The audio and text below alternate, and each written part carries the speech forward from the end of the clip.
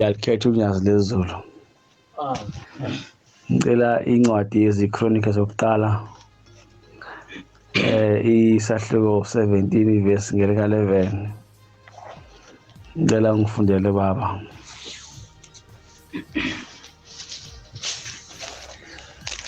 Kuyakuthi lapho izinsuku seziphelele ukuba uye koyihlo ngivuse inzalo yakho emva kwakho.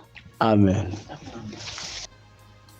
Ngithi ngenye imini kwakukholwa indoda iyayikholwe ebandleni lase leli liphatha amanzi amaningi echebini.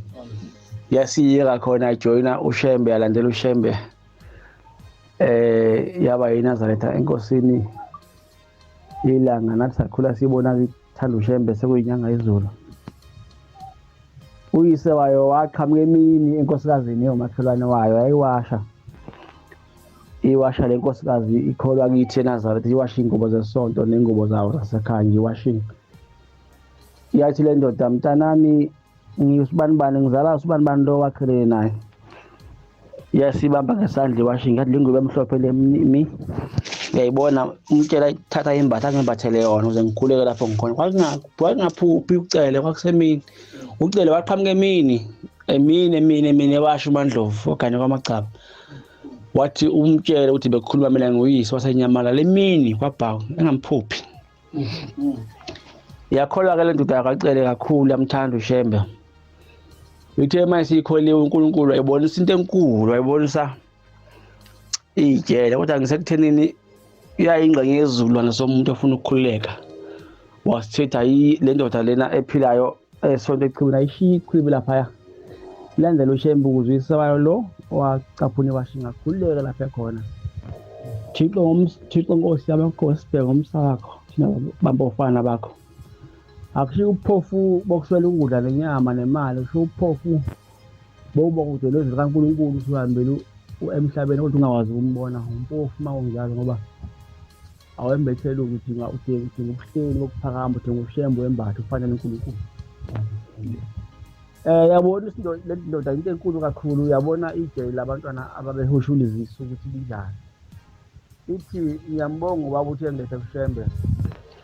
Bengize ngiyifese ebunyameni ngibonisiwe indawo abahlezi yona bonke abantu abangakhululiwe ingane zabo ingane zabo abangakhuliwe ingane zabo ngoba singamlandeli uShembe. Uthi ngibona amadoda amadala athi uyabuka bokusisa lathi labantu babonayo badala kakhulu babe ngesikhathi selembe. Khona ababethwele ngiyane sebehlezi lapha kulukhokho bebheke phansi njengabantu abalahle ngamacala bekhothelwe ngiyane sewungabala ubambo kumuntu ukuthi zingake imbambo bengadlili ukuthi IJele abakilo ngoba ingane zabo azimvumeli uShembe, azimnakile zithi yini khona ukulandela uShembe. Wathi ke lathi izwi abantu ke laba ke abagqilaziwe ngoba ingane zabo azimnakile uShembe, azibanikelele kasikhonza azenza lutho. Wathi ke wasebonisa IJele abantwana abahushula izisu. Wabona ibutho lengane ziningi namantombazana lapha ngaphesheya khona umgodo omude omnyama. Lathi izwi ke leli ake IJele abantwana abahushula izisu. Ingane zabo lezi ngaphesheya ziyakhula, umuntu akafi mase edalekile nongabe lelinye isonto kodwa uba umuntu usuke senomoya uyaphila uyakhula emfihlakalweni.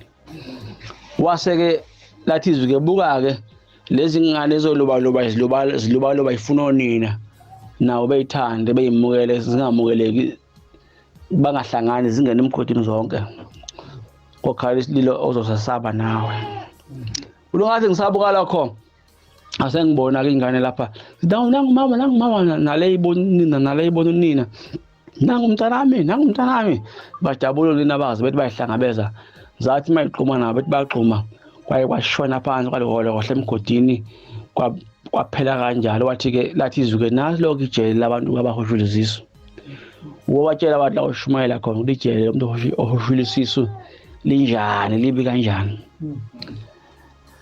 Kunjalo ke maNazaretha, wozani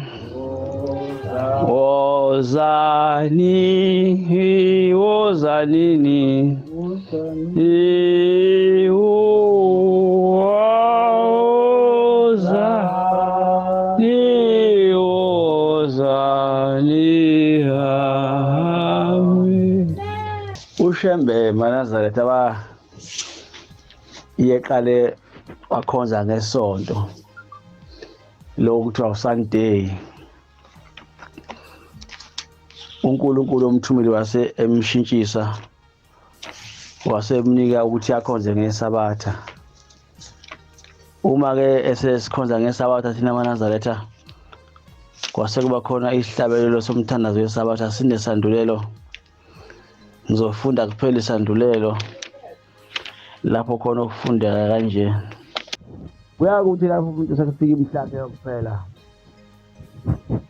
uyobe hamba yakoyise uNkulunkulu ebese evusa inzalo yalo muntu emva kwalo muntu iphile iqhubeka igama lalo muntu ukuthi wake waba khona athi umuntu ngizala mina sibanibani eshuyise noyise emkhulu nokhokho wakhe. Le ncwadi isho njalo ithi umuntu mayezele waphila mayehamba yakoyise omkhulu kusala inzalo yakhe ngemuva ivuke iqhubeke negama lakhe. Uthi-ke uShembe ngibongeni uJehova maNazaretha nezizukulwana zenu. Izizukulwane ke abantu bezala umuntu othize kuthiwa laba abantu bayisizukulwana sikaSibanibani. Nami njengoba ngingowahlonga kwaShozi nisizukulwana sikaJoli owayeyinkosi yakwaHlongwa owakhothamela ezweni lasemvoto owayebamba impi elwa impi noDingane eNcome. Uma ngithi ngithakazela ngithi wena kaJoli uyangibheka umuntu wakithi ngoba sizukulwana sikaJoli. Sizukulwane-ke maNazaretha zamadoda athile. Lawo madoda awabonakali, awaphathi ngezandla ezibonakalayo. uShembe seqala umsebenzi kaNkulunkulu wathi elele ephumule ebusuku kwaqhamuka abantu abamathambo omhlophe bezomncenga ukuthi leNkonzo kaShembe, leNkonzo kaNkulunkulu, leNkonzo kaShembe uNkulunkulu athi uShembe akamphathele yona bayithanda bacela ukukhonza bangene khona. Wathi uShembe nginivuka emathuneni anibona abaphilayo leNkonzo yake nilunge baningene kuyo, kodwa babengene bezomcela bathi Thixo Nkosi. Uthi-ke ngeke nikhonze kule nkonzo, bathi siyacela ukungena. Wathi ngeke ningene nivuke emathuneni. Bathi Shembe kunganjani uma sizongena ezizukulwaneni zethu sibancenge sibathume bazosikhonzela lapha kule nkonzo kaNkulunkulu. Wathi-ke uShembe ngiyavuma kulungile wasebemukela bathi wozani wozani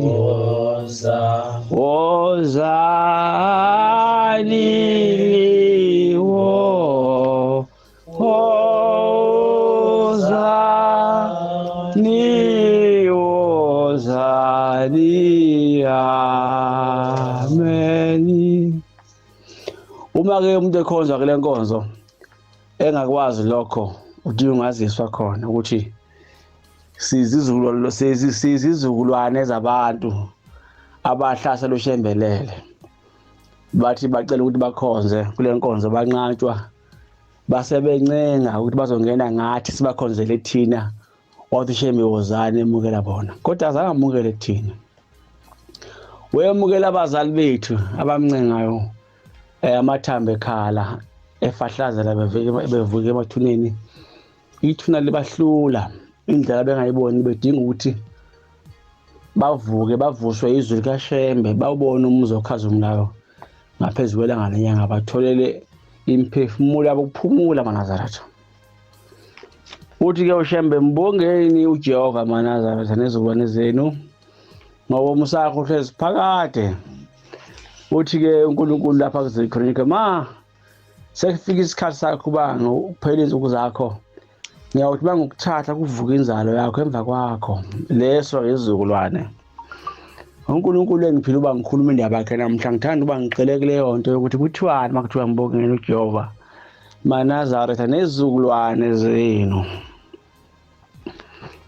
Abantu-ke ababona uNkulunkulu nabamazi kahle abazali bethu thina sibe sone sisaphila emhlabeni wesona, sisacunuka, sisenama, sisazonda, sisahleka, sisajabula emhlabeni. Kodwa abantu abaya kushembe bamhlaselelele basezweni esingalaziyo baphila impilo esingayiphili. Ngakho lokho kukhuluma ngiqondise kumaNazaretha wonke nabantu base-Afrika bonke abathanda ukunaka indaba kaShembe ukuthi sikholwa inkolo ini, sihamba lahambo luni thina abantwana baseBuhleni abalandela unyazi lezulu. Isizukulwane somuntu esingayi kuShembe, umuntu ozala sona uyathini, uyashonipha, uyabe yini uma abantwana bakhe bethi abamfuni uShembe, abanandaba noShembe. Uma umuntu ezela abantu abanjalo usuke ezohlalaphi, usuke ezophila kanjani, usuke ezoba yini ekuningi, uhamba abheke ngaphi, ushonaphi. Ngapha kithi eMbumbulu kwakhona umuzi abasebathenjini basuka eMbokithi behlele enkosini kwaMakhanya, bakha khona, wafika lenkosikazi yakhe umuzi amathempeli kwaShembe engekho. Yasiswele ukuthi izothandazaphi iNkonzo ayikho, lapho ingasiyenze khona indawo kayikho. Wasuka iNkonzo yeSabatha lesiyibambele ngoba sibambalwa ngendlini, kodwa uShembe uthi asibothandaza. Wayesethi isihlabelelo somthandazo weSabatha, wase eqeda umthandazo wasephumule selala. Uthe nxa elele khona emini nje ubuthongo nje obufishane nje bombamba, kanti bakhe enhla kwamathuna amakhosi akwamakhanya omakhuta noGobe. Wasebona kufukuza kancane amathuna enyakaza khona esibonisweni leso awayikuso elele ebuthongweni. Wasebona amadoda amadala afumbuka khona athi siyabonga nkosikazi yasekuphakameni, thina singamakhosi akwamakhanya, ukuhlabela kwakho ukuhlabelela akukhona komhlaba ngokwasezulwini kunamandla kakhulu, kusizile kwasipha amandla sakwazi basinqobe inhlabathi thuna savela ngaphezulu, siyabonga. Bethandaza ngoba besithandaza nje, bethandaza umthandazo weSabatha lo engifunda ngithi mina isandulelo ngithi uNkulunkulu washo sithi simbonge nezizukulwane zethu. Labo bantu kabanjalo abavuka emathuneni beyithi nithi inhlabathi ekhanda, bethi ingoma kaShembe ibenika amandla banqoba ithuna, indodakazi yabo nendodana engamfuni uShembe baba yini, bagcina benjani. Ngiyafisa ukuthi abantu bazibuzele ukuthi uma sewuphakathi kuleNkonzo kaShembe sewumlandela uShembe kodwa ungenzi khona owawuzokwenza, okwathi nxa ucelwa ukuthi uNkulunkulu avume ukuthi uthunywa uzela uzokhonza, labantu abakucela ukuthi uzokhonzela bona ababenqutshwe yithuna besifuna ubasize, uma ungasenzi khona uthunywe khona baba yini, bashona bathini, babheka ngaphi. Inkosi uSamazweni wazwile. Inkosi basiphakama kwebandla.